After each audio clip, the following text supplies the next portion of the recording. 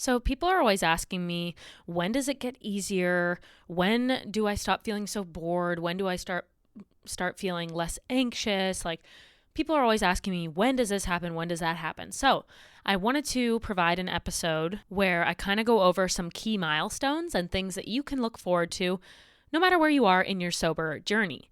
Of course, I am only 10 months sober, so I only have that experience. So if you're beyond that, I can't speak on anything past 10 or 11 months, but I can speak on my experience up to this point and kind of some significant milestones that I've reached along the way with my relationship to alcohol and sobriety, and then also physical things that have happened, emotional changes that have happened. So and I'll also tell you some struggles that I've had along the way so that you feel less alone in whatever you're currently going through at the stage of sobriety that you're going through.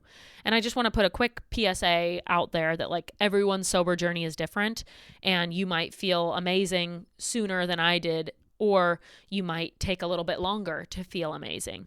But across the board, all I can say is that sobriety is the right choice, and if you stick it out, you will see incredible benefits to your life.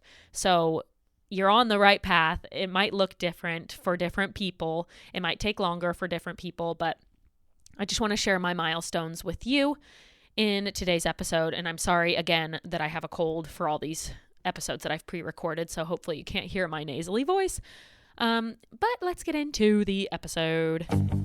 Welcome to Hold My Drink, a sobriety podcast. This is a no judgment, so really freaking like my life without alcohol. You're not alone. I hope you feel seen. Sobriety has changed my life completely.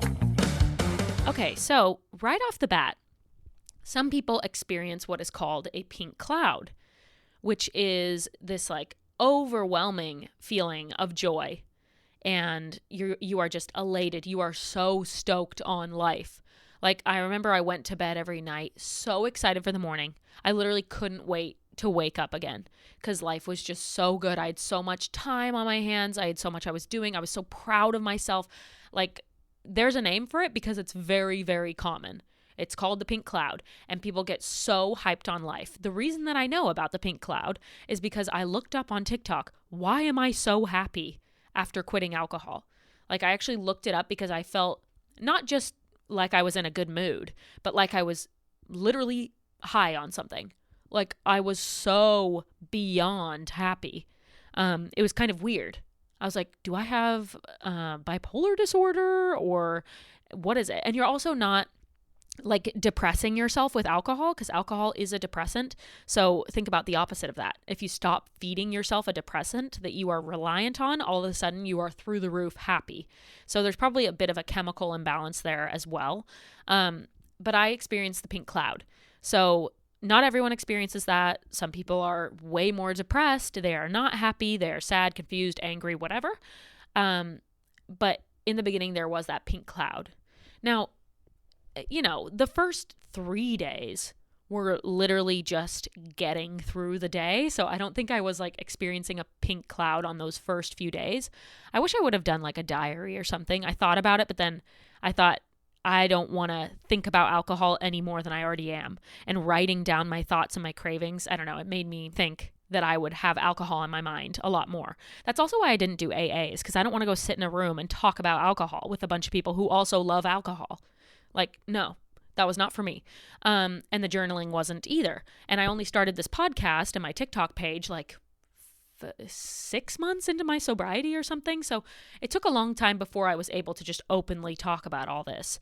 I didn't love talking about the topic of alcohol, so that's why I didn't journal or anything like that. But I kind of, looking back, wish I had, so I could see what was in my brain during those first few days, because I don't really remember that well.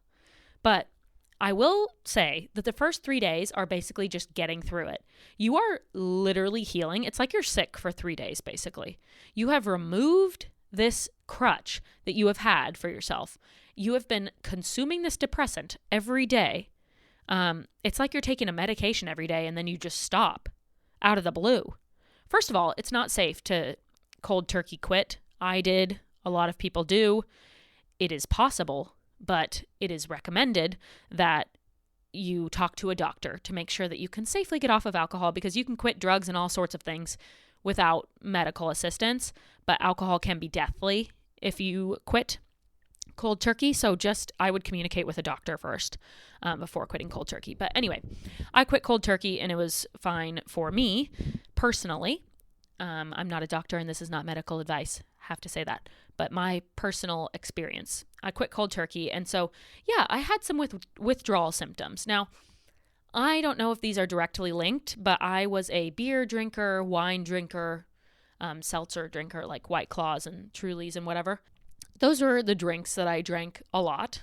And so I sometimes wonder if my withdrawal symptoms were not as bad because I wasn't drinking like a large quantity of hard alcohol every day. I did drink hard alcohol, usually in between or with my drinks. Like I would literally mix vodka with White Claws. Anyway. So I did drink hard alcohol, but it wasn't like I was drinking a half a bottle of vodka a night or something.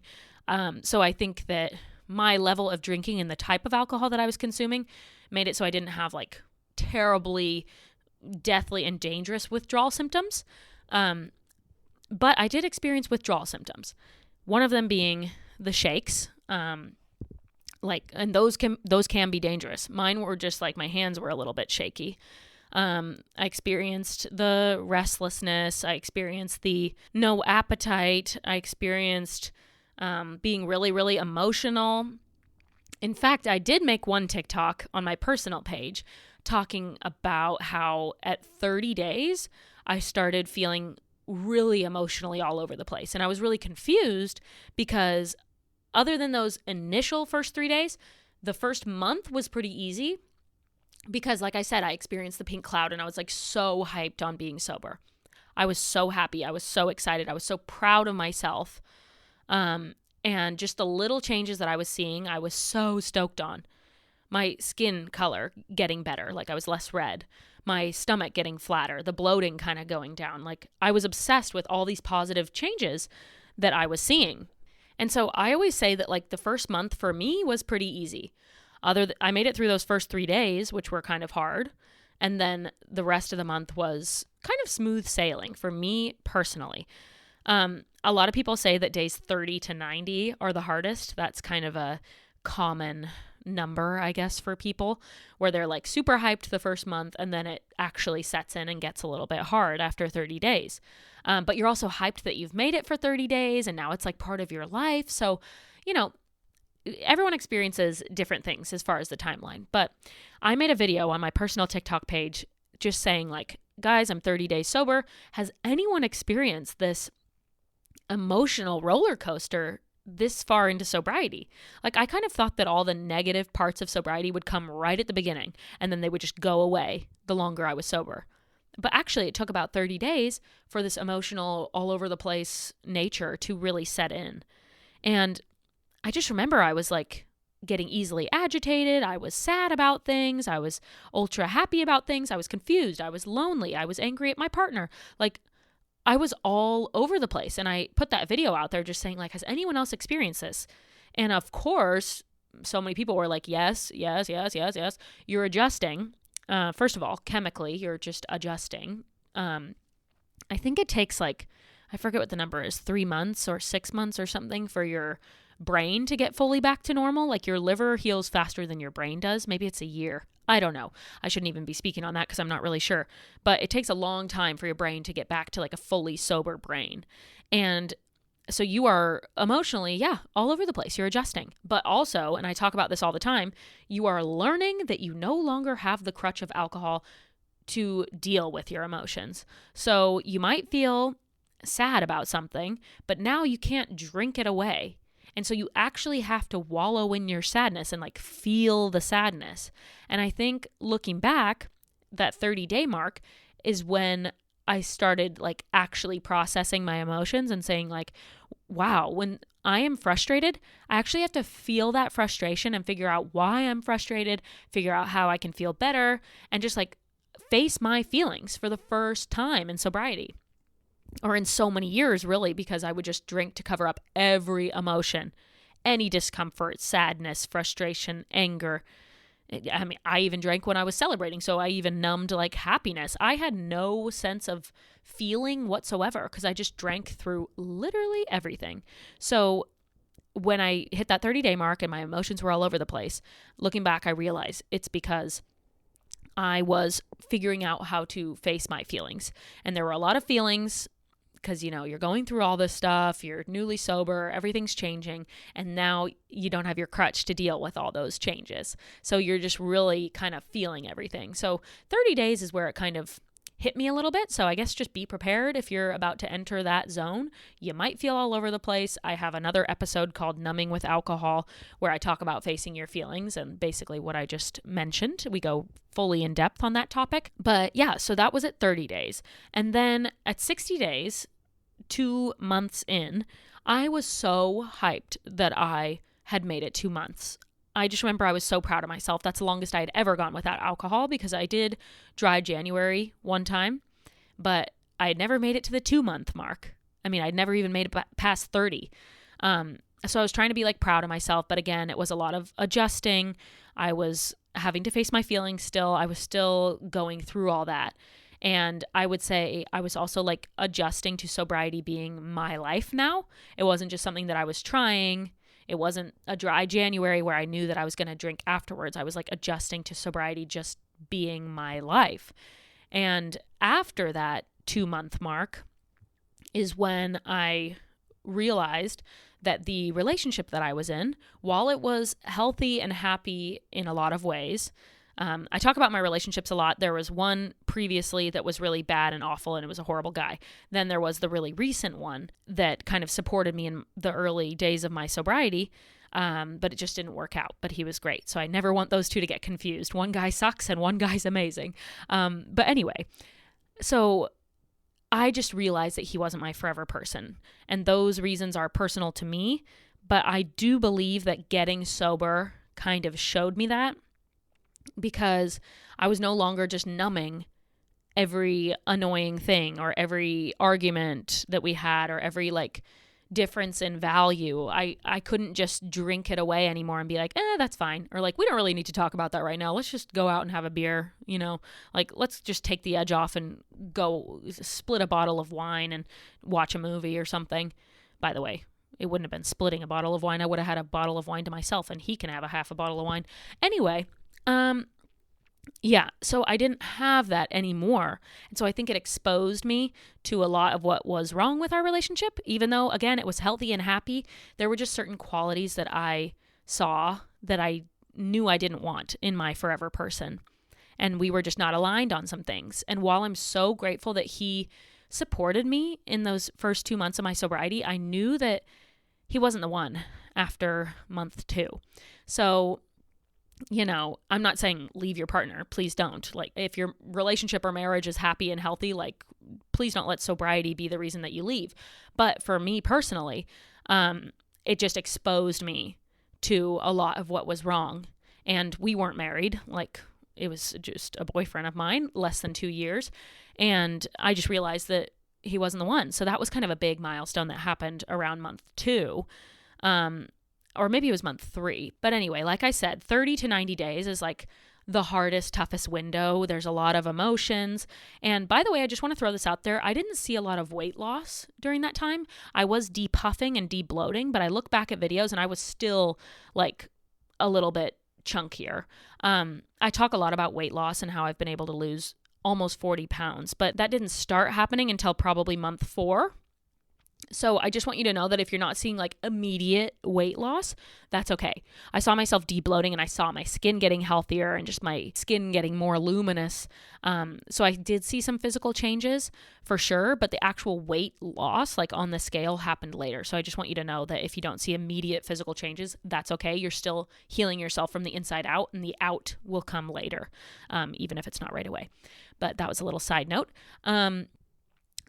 So days 30 to 90 are just a little all over the place, and you kind of just have to make it through those days. Learn things about yourself, identify your triggers, realize what makes you crave a drink, whether that be a person, a place, a situation. Recognize those, learn from those, learn how to deal with those, and just get to know yourself again. you get to meet a whole new person, you sober. I had to learn like who I was as a human being again, which was kind of crazy. But enjoy it, get to know yourself as a sober person, and just start adjusting your lifestyle and start getting to know yourself again. Yeah, those 30 to 90 days, day 30 to day 90, it's basically just about staying sober, and you shouldn't be focusing on it every day. You should be building a lifestyle where you don't drink. You are just becoming a non-drinker, and that is you as a human being now. So you're finding new evening activities to do. You're going on walks. You're picking up hobbies that you forgot about.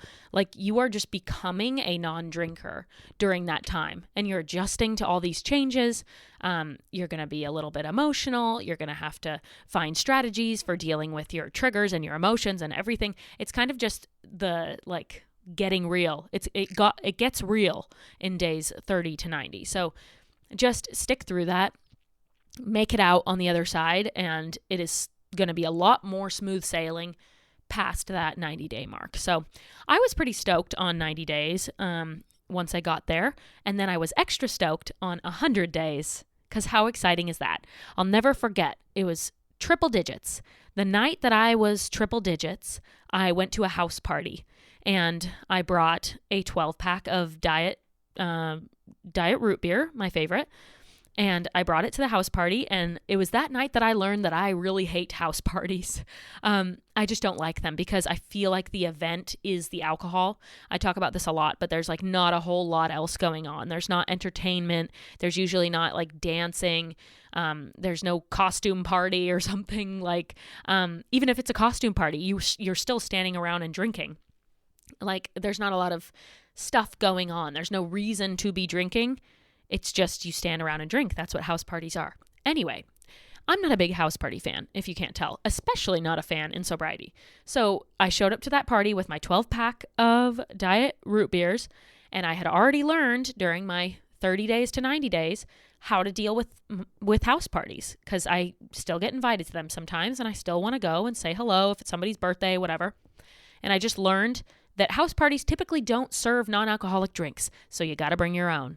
And then bring extras because people are going to steal yours and whatever else. So I brought my 12-pack of diet root beers, and I drank those throughout the party, and then I left on a high note. I left before I was hating my time at that party.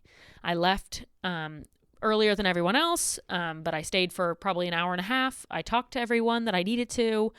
I said my goodbyes. Actually, I don't know if I said my goodbyes. Sometimes a good old-fashioned Irish goodbye is the way to go. But I kind of learned that it's okay to leave on a high note while you're still having a decent time. And then also I learned to be prepared at house parties and bring my own drink that I liked. So that's just an example of kind of learning your triggers and learning how to deal with situations. So anyways, day 100 though was really special, and I felt like I had a really good grip on my sobriety at that point. Like I said, you make it through those 90 days, especially that 30 to 90 window, and then it gets so much easier. I felt really secure in my sobriety. I felt like everyone in my circle already knew and understood that I was sober, and appreciated that I was sober. And so anytime we went out or people offered me a drink or whatever, they would have my back and be like, oh, she doesn't drink. It became she doesn't drink, not she's trying not to drink or she's not drinking right now or whatever. It was just known that I'm not a person who drinks. And I was really glad that it finally got to that place. So that was at day 100. Then I think about months 4, 5, 6, around month 4 is when I started going to the gym. I always say that it's really important to slowly add things into your life. In the beginning, the goal is to not drink, and that is all you're focused on. Don't drink. Stop drinking. And trying to adjust to your feelings and dealing with life. Then I started walking a bit more, so that was my fitness. And then at month 4, I started working out. I started weightlifting, and I had never even hardly heard the word weightlifting. I had no idea what to do. I started from square one. I went to TikTok. I looked up weightlifting for dummies. I literally looked up what is weightlifting because it didn't make any sense to me. But it's basically just whatever exercise you can think of, adding weights to that. So, squats and lunges and stuff like that. Adding weight to your squats and lunges is weightlifting. So it's just adding weight to exercises. But anyway, I started weightlifting. And my body pretty quickly transformed once I started weightlifting. Like, my stomach had some like definition, my arms started having some definition, and that physical change that I started to see, even like the elasticity on my skin and losing cellulite, like all those changes really kept me going in sobriety. And I got really excited when I started to see those physical changes. So many people have messaged me saying that the physical aesthetics are like what has kept them going in sobriety. And it's so true. When you start to lose weight and see some muscle definition and see like a few of your insecurities start to go away, it's really encouraging to continue. So that was a cool thing that happened at month 4. And I continued to do that into month 5.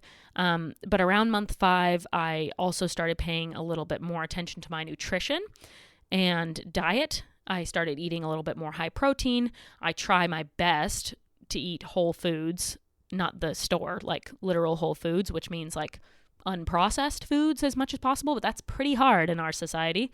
And I am all about balance and moderation. And I still would like to be healthier even now, 10 months sober. But around month 5 is when I started paying attention to that and actually started having an interest in that. And I would say at month 5 too is when I didn't have a problem with sobriety anymore. Like it became easy. So you definitely have that to look forward to. It takes a while, but like it does become just life. And you start loving your life as a sober person. You are mentally fixing yourself. You're physically fixing yourself. And your relationships are better. You're just a better human being all in all. Your finances are better. Everything just feels better. And at month 5, I felt really, really secure in my sobriety. At month 6, that's when I had my shiz together, man. Like 6 months, I never thought I could make it 6 months. That was such an exciting time. And again, I felt really secure. I felt good about myself. I continued the weightlifting and nutrition. And at month 6, it's almost like sobriety isn't this exciting big change anymore. It's just life. And I have my hobbies now. I have my non-alcoholic drinks that I like. I have my evening routine kind of down. I have my fitness and nutrition kind of down. And life just starts to feel normal. You kind of go through waves in sobriety where you're like really, really excited about it. And then you're like hating your life sometimes. Like by month 6, it was just kind of neutral. And that feels good. You're not emotionally all over the place. You're not physically all over the place.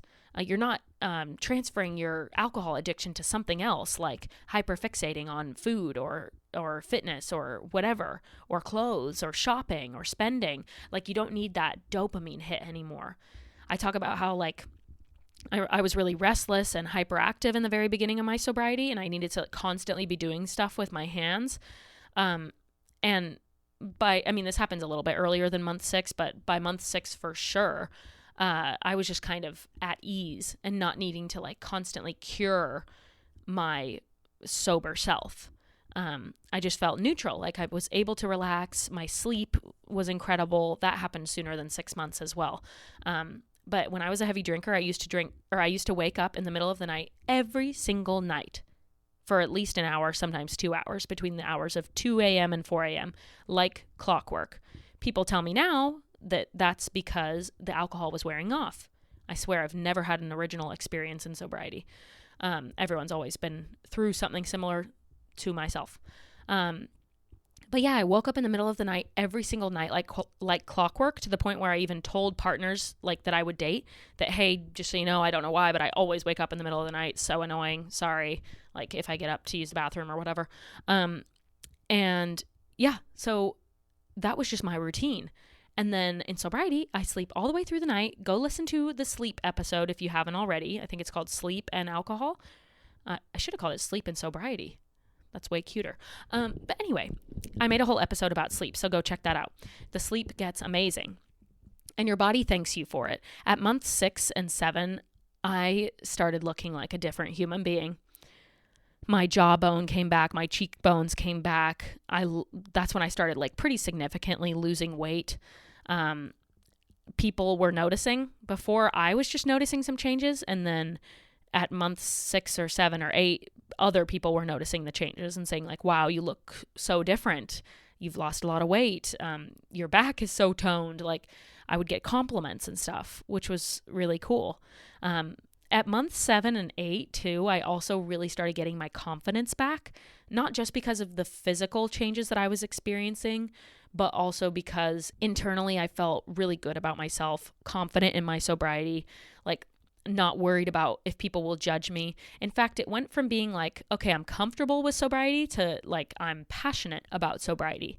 And this is my life, and I'm so happy that it is my life. I'm not ashamed about it. I'll talk about it with anybody who wants to. I'm not ashamed to say I had a problem. Like, I felt really secure at months 7 and 8. And I continued on my fitness journey. Months 6 to 10 kind of blend together because I've just felt really good for quite a while. But at month 9, I got a new job, which is so exciting. I had been on the job hunt for a long time, so it kind of felt like everything was finally coming together. We all have buckets that we still need to fill. You know, once you get sober, you're kind of filling that health bucket. Maybe you get into working out, so you're filling that fitness bucket.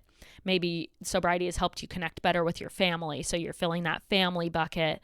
You know, you discover new hobbies, so you're filling that bucket. And then the career bucket was the one that I was waiting for because I had been let go from my job.